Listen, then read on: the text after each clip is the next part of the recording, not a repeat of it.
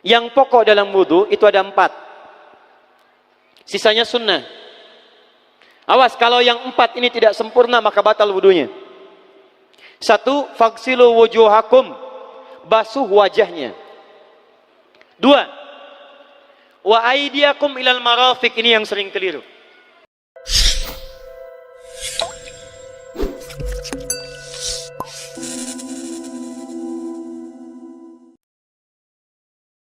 Kalau sholat kamu ingin sempurna, maka sempurnakan dulu wudunya. Awas, hati-hati bu ya, bu. Lihat baik-baik. Kata para ahli hadis, kenapa Nabi mengajarkan wudu dulu? Padahal orang ini yang salahnya sholatnya. Kenapa wudunya yang diajarkan? Kata para ahli hadis, ini menunjukkan ada kaitan antara wudu dengan sholat. Kalau orang benar wudunya, pasti benar sholatnya. Kalau orang wudunya salah, akan berdampak pada tidak sempurna sholatnya. Silahkan ibu cek, anak ibu wudunya seperti flash, cepat, kilat. Secepat kilat, itu pasti menunjukkan sholatnya bermasalah. Nah sekarang bagaimana Nabi menunjukkan wudu yang benar? Yuk kita lihat pelan-pelan. Buka Quran surah ke-5 ayat ke-6, paling kiri sebelah atas. Ayo lihat sini, lihat. Kata Nabi, kalau sholatnya ingin sempurna dimulai dari wudu. Ya ayyuhalladzina amanu, kalimat wudu dibuka dengan kalimat iman. Idza qumtum ilas shalah, kalau kamu ingin sempurna dalam menunaikan salat, faghsilu wujuhakum, maka mulai dengan menyempurnakan wudu. Lihat baik-baik, saya tidak bermaksud mengajarkan, hanya mengulang kembali apa yang kita pelajari. Yang pokok dalam wudu itu ada 4. Sisanya sunnah. Awas, kalau yang 4 ini tidak sempurna maka batal wudunya. 1. Faghsilu wujuhakum, basuh wajahnya. Kalau disebutkan wajah dalam bab wudu, itu tidak ada yang lain kecuali bagian tampak muka. Gitu ya. Kalau yang punya jenggot, itu termasuk janggutnya di selai-selai. Kalau bapak kalau tidak punya jenggot atau belum punya jenggot, tidak usah maksa. Karena sunnah dalam hadis jenggot itu sunnah merawat, bukan menumbuhkan. Silakan buka tentang babul liha, bab jenggot. Itu hadis-hadis tentang sunnah jenggot, sunnah merawat. Merawat bagi yang punya jenggot. Tapi yang tidak punya jenggot jangan dipaksakan. Beli arang, sok. Beli timun, tidak usah. Ya, tapi kalau ada jenggotnya silakan rawat dengan baik supaya menampakkan nilai-nilai kemuliaan. Tahan. Sekarang kita mulai. Bagaimana cara berwudu yang baik? Perhatikan baik-baik. Kata Quran, faghsilu, membasuh wajah. Kalimat Qurannya menggunakan kata ghasala. Ghasala itu ambil airnya, tumpahkan di tempat yang dibasuh. Ambil airnya, tumpahkan di tempat yang dibasuh. Mohon izin, tahan sebentar. Mas, sini mas. Punten ya, yang kan bantosan, kadia sekedap. Sifat wudu cuma ada 3. 1, pakai keran. 2, pakai gayung. 3, air yang mengalir. Ya, seperti di sungai ada air mengalir itu nggak ada masalah. Tapi kalau menggunakan gayung atau semisalnya, Nabi itu diriwayatkan dalam hadis itu sangat menghemat air. Bahkan pernah beliau kemudian berwudu, kalau kita kemudian hitung itu hanya sejumlah pak, seaqua gelas pak, cukup. Atau yang kedua menggunakan keran ya. Kalau sekarang kita ada keran, contoh ini kerannya. Ya. Kerannya agak tinggi sedikit. Nah. Dan kita sesuaikan. Ambil airnya. Misal contoh, ghasala itu bukan ditumpahkan, ambil air, tumpahkan di tempat yang akan dibasuh begini. Yang telunjuk itu kemudian menghapus atau menghilangkan kotoran di sela-sela mata, contoh. Yang jempol menghilangkan kotoran di sela-sela telinga bagian belakang di sini. Ya. Kalau misalnya saya mulai ambil airnya, kemudian saya tumpahkan di sini, yang telunjuk membersihkan di jari-jari di sini, di sela-sela mata. Yang jempol kemudian membersihkan di sela-sela di bawah telinga sini. Kemudian di selesai. 1. Tahan sebentar ya, ini praktek dulu sebentar. 2. Wa aydiyakum ilal marafiq, ini yang sering keliru. Dan tangan sampai siku. Ingat, tangan bahasa Arabnya yadun. Tapi dalam ibadah itu selalu diberikan batas. Misal, ini kafun. Ini asabi'. Ini sampai sini rusghun. Sampai sini, Bapak Ibu sekalian, ini namanya mirfaq, jamannya marafiq. Sampai sini katif. Dari sini ke sini itu yad, tangan. Dalam bab salat, bab wudu, bab ibadah, tidak pernah Al-Quran dan hadis menyebutkan tangan kecuali diberikan batasnya. Contoh, kita saat akan takbir, Allahu Akbar. Lihat An-Nasai nomor hadis 886. Kata Nabi, fawada'a kaffahul yumna. Maka orang salat itu meletakkan telapak tangan yang kanannya alal yusra, di punggung yang kirinya. Jadi begitu takbir, Allahu Akbar, yang kanan meletakkan di punggung kiri. Apa batas meletakkannya? Cuman sampai 3. 1, yang telapak ke punggung begini, jadi boleh begini. Yang kedua, pergelangan ketemu pergelangan begini. Rusgun ala rusgin. Jadi begitu takbir, Allahu Akbar, ini boleh. Tapi nggak usah diukur Pak ya, jangan telat. Allah, pas, cepat. Boleh nanti lebih sedikit ke sini. Yang tidak boleh, awas, ini dilarang dalam hadis. Yang tidak boleh kata Nabi, jangan engkau bersedekap seperti orang sombong. Kata para ulama bagaimana? Ketika tangannya bertemu dengan mirfaknya begini. Nah, ini awas, sedekap yang dilarang, hati-hati. Kadang-kadang ada orang menes ke puncak subuh-subuh, sholatnya begini. Ya, awas nih. Cuman 3, kalau tidak begini, begini, atau begini. Dan saat mengangkat itu cepat Pak. Hadisnya cepat. Fawado'a. Fa itu di ilmu nahu harfu atfin rabitin baina syai'aini bila hudud. Huruf yang menyambungkan dua peristiwa tanpa jeda, cepat. Jadi antara mengangkat dengan meletakkan, langsung angkat Allahu Akbar. Tidak ada gerakan lain. Maaf, saya tidak bermaksud menyalahkan. Saya alhamdulillah ada koleksi 1235 kitab hadis. Saya mencari gerakan dari ngangkat ke meletakkan begini, tidak menemukan gerakan lain. Karena itu jangankan hadis-hadis yang sahih, di kitab hadis palsu pun pemalsu hadis tidak tertarik memasukkan hadis ini. Saking jelas, jadi saat mengangkat langsung begini. Kenapa saya penting terangkan? Karena ada sebagian saudara-saudara kita merasa tidak enak, Ustadz, kalau saya takbir masa kiri duluan, sedangkan kiri kurang bagus, yang bagus kanan. Saya mah pengennya begini aja lah, begitu takbir kanan duluan baru tutup dengan kiri. Jadi begitu diangkat, Allah, kanan masuk, kiri begini tutup. Kadang-kadang kaki naik dikit. Nah, itu maaf, saya tidak bermaksud menyalahkan, tapi saya belum menemukan hadisnya. Dan pemalsu hadis pun tidak tertarik memalsukan hadis ini karena saking jelasnya, angkat tutup. Jelas ya? Nah, sekarang lihat sini. Dalam bab wudu, bahasa Qur'annya mengatakan wa aidiakum ilal marafiq, dari tangan sampai siku. Ila dalam ilmu nahu harful ghayah, huruf yang menunjuk pada tujuan, batas dari ke. Ana minal an sa'adhab min Menes ila Bekasi. Saya setelah ini akan pergi dari Menes ke Bekasi. Jadi saya berangkat dari mana? Menes. Tujuannya kemana? Bekasi. Tujuan dalam bahasa Arab menggunakan ila, harfu ghayah, dari Menes ke Bekasi. Menes ila Bekasi. Dalam wudu, lihat, aidiakum ilal marafiq, ila sampai siku, bukan dari siku ke tangan. Jadi saat kita mengambil air wudu, ambil airnya, tumpahkan dari sini ilal marafiq sampai ke siku ke sini. Balikan lagi ke depan.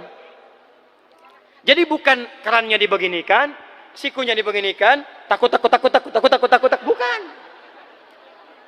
Jadi bukan siku diteruskan ke bawah. Yang tepat itu ambil airnya, kemudian basuh dari sini sampai dengan ke sikunya. Hati-hati, ini ada maknanya. Dan jika benar di hadis Muslim, jika orang wudunya benar seperti ini, maka bersamaan dengan jatuhnya air wudu itu, jatuh pula dosa-dosa dan kotoran yang melekat pada anggota tubuhnya. Tidak cukup dengan amin, nanti kita lihat dulu. Teruskan, saya baru caranya dulu nih. Awas. 3. Wamsahu biru'usikum. Wamsahu, lihat, untuk wajah pakai gosala, basuh. Tangan gosala, basuh. Tapi ketika berpindah pada yang ketiga, wamsahu, berubah jadi masaha. Tahan sebentar ya. Calik. Duduk sini aja. Lihat sini. Ya, pilih. Duduk di sini atau ngapus. Ah, sudahlah. Datang sendiri, nulis sendiri, ngapus sendiri, luar biasa. Cuman di menes ini. Ini awas, ini penting ini Bu ya, penting. Saking pentingnya, susah dihapusnya tuh. Dah, sini aja. Masaha. Sudah. Masaha artinya mengusap. Kalau yang tadi membasuh, kalau masaha mengusap. Jadi yang ketiga ini tidak usah dibasuh. Jangan tumpahkan air di tempatnya, tumpahkan airnya kemudian usap tempatnya. Pertama, wamsahu biru'usikum. Masya Allah, kata Allah, bagian ketiga usap kepalanya. Awas, hati-hati. Tangan selesai pindah kemana? Bukan ke rambut, tapi kepala. Jadi dalam bab wudu yang diusap bukan rambutnya, kepalanya. Itulah keadilan Allah. Kalau yang diusap kepalanya, semua manusia yang hidup pasti punya kepala. Tapi kalau yang diusap rambutnya, ada ketidakadilan. Karena tidak semua orang punya kepala, punya rambut. Tuh. Nah sekarang lihat sini. Ketika kita diminta mengusap kepala, bahasanya masaha. Masaha itu begini. Ini saya punten. Bismillah. Ini ya. Ambil airnya, tumpahkan, baru kemudian diusapkan ke kepalanya. Paham ya? Kalau yang ghasala, ambil, tumpahkan di tempat yang akan dibasuh. Tapi kalau masaha, hati-hati. Ambil airnya, tumpahkan, baru diusap. Jadi bukan diambil air, tumpahkan di kepala begini. Paham? Ah, tahan sebentar. Dan ini menggunakan huruf ba, Masya Allah. Ba, lihat, wajah tidak pakai ba. Tangan tidak pakai ba. Tapi khusus untuk kepala, pakai ba. Wamsahu bi. Huruf ba dalam ilmu nahu, coba dibuka yang suka ngaji, buka kitab Bughnil Labib an Kutubil A'arib, halaman 29 sampai dengan 59. Di situ ada penjelasan karya Ibnu Hisham Al-Ansari. Itu ada penjelasan tentang makna huruf ba. Huruf ba itu punya 14 arti dalam bahasa Arab. Ada ilsaq, ada istighraq, ada muhabah, ada ba li tab'id. Ba li tab'id dibagi dua. Tab'id ma'al hudud wa tab'id bila hudud. Nah yang ba ini, kenapa pakai ba? Kata para ulama, dari huruf ba yang 14 ini ada 3 makna yang diterapkan dalam ayat wudu. Satu, istighraq. Istighraq itu membasuh keseluruhan. Jadi kalau kita ingin wudu, ambil airnya, tumpahkan, basuh keseluruhan dari depan sampai ke belakang begini. Balikan lagi. Yang kedua, at-tab'id ma'at tahdid. Sebagian tapi dengan batas. Kata Imam Asy-Syafi'i, di mana batasnya ubun-ubun? Diboleh kalau kita mau wudu, misalnya ibu tidak bisa membasuh keseluruhan, sedang pakai kerudung misalnya, jilbab nggak bisa dibuka, tempat wudunya terbuka, Anda tinggal ambil air wudu, kemudian tumpahkan sedikit, boleh diusapkan bagian kepala sampai ubun-ubun, sah wudunya. 3, at-tab'id min duni tahdid. Sepanjang disebut bagian kepala, masuk kepala nggak ada batas. Ini kepala bukan? Ini kepala? Ini kepala? Nah, jadi kalau Anda berwudu mengusap bagian kepala, itu sudah sah walaupun bagian tertentu diusap di kepalanya. Kapan ini dipraktikkan? Kata Imam Malik, kata Imam Abu Hanifah, ini dipraktikkan kalau seorang memiliki satu sakit di kepalanya yang tidak memungkinkan dibasuh keseluruhan. Misal, mohon maaf, ya ada orang misalnya, mohon maaf ya, tiba-tiba sedang jalan di kebun, tuh jatuh duren. Anak duren ya, jangan duren yang besar. Tiba-tiba nimpa misalnya. Duren teh bahasa rangatnya kadu, Bu, ya. Kadupak, kaduhung, ya, dan seterusnya. Kadu. Nah, nimpa kepalanya, bocor misalnya. Kemudian dalam bocor itu diperban. Kata dokter tidak boleh kena air. Saat bagian kepala yang tidak boleh kena air itu, bukan berarti wudunya kemudian bisa batal atau boleh tayamum karena tidak bisa mengusap kepala. Kata para ulama, boleh dia mengusap bagian kepala yang lain yang tidak terluka. Itulah kenapa Allah memberikan huruf ba di sini untuk kemudahan bagi kita dalam menunaikan wudu. Tapi pastinya yang dibasuh kepalanya bukan rambutnya. Jadi kalau ada laki-laki sudah dandan, sisiran, rapi, tiba-tiba keran dibuka, yang diusap cuma rambutnya, ulak. Nah, itu batal wudunya. Tidak sah. Harus diulang. Terakhir kaki. Kaki dibasuh sampai dengan bagian mata kakinya, dan ini tidak perlu saya terangkan karena mudah bagi kita untuk mempraktekannya. Tapi yang ingin saya jelaskan satu ini saja. Perhatikan baik-baik. Yang 4 ini wajib wudu. Tambahannya sunnah. Niat dimasukkan dalam wajibnya. Lihat sini. Kumur-kumur sunnah. Telinga sunnah. Istinsyak sunnah. Yang 4 ini wajib. Tapi terlepas dari wajib dan sunnahnya, perhatikan baik-baik. Kenapa ini disebut dengan wudu? Dan hebatnya Al-Quran mengistilahkannya dengan toharah. Toharah. Apa itu toharah? Apa itu suci? Toharah. Apa itu toharah? Suci. Apa itu suci? Toharah. Ada toharah, ada nadhafah, itu beda. Kalau nadhafah, bersih luarnya, tapi belum tentu bersih dalamnya. Bisa jadi luarnya bersih tapi dalamnya najis. Misal, hewan yang paling najis apa? Yang haram. Misal hewan tadi itu, hewan babi misalnya, misal dibersihkan, dimandikan, disisir sampai bersih. Bersih tidak? Bersih, bersih. Tapi halal tidak? Suci tidak? Tidak. Al-khinziru nadhifun walakinnahu ghairu tahir. Babinya bisa bersih tapi tetap tidak halal, tidak suci dia, tetap haram, tetap najis. Paham? Tapi kalau bersih luarnya dan suci dalamnya, maka kalimatnya berubah dari nadhafah jadi toharah. Toharah. Orangnya disebut dengan tahir. Kalau rajin dikerjakan disebut dengan mutatahhir. Wudu dalam Quran disebut dengan toharah. Seakan-akan memberikan pesan, maaf, orang yang wudu itu bukan hanya bersih fisik luarnya saja. Jadi kalau orang wudunya bersih, bukan cuma wajahnya yang bersih. Kalau wudunya benar, bukan kotoran di tangan saja yang hilang. Tapi mohon maaf, fisik dalamnya itu ikut suci. Fungsi tangannya jadi bersih, fungsi wajahnya jadi bagus, fungsi lisannya jadi bagus. Makanya kata Nabi, kalau orang benar wudunya bersamaan dengan air wudu yang menetes, maka tumpahlah kotoran-kotoran di bagian fisik-fisik tubuhnya. Jadi kalau kita benar wudunya kumur-kumur, kukumur, masukkan misalnya, masukkan, keluarkan, bersamaan dengan keluarnya air itu, maka kotoran-kotoran di lisan pun ikut keluar. Tangan dibasuh, bersamaan dengan dibasuhnya tangan, fungsi tangan yang kotor-kotor itu ikut hilang. Hadis Muslim. Makanya orang yang setelah selesai wudu dia berdoa, apa wudunya? Apa doa wudunya? Asyhadu an la ilaha wa asyhadu anna Muhammadan Allahumma minat waj'alni minal, lihat sini, minal mutatahhirin, minat tawabin. Lihat. Bapak Ibu kan baru wudu, tapi kenapa doanya selesai tobat? Allahumma ja'alni minat tawabin. Ya Allah, jadikan saya termasuk orang tobat.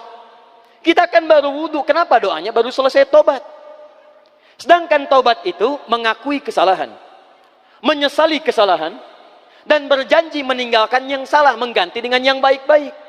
Makanya kalau orang wudunya benar itu, begitu dia kumur-kumur, dia ingat kesalahan apa yang dikerjakan oleh lisan ini. Jadi begitu kemudian ditumpahkan airnya, hilang kotorannya.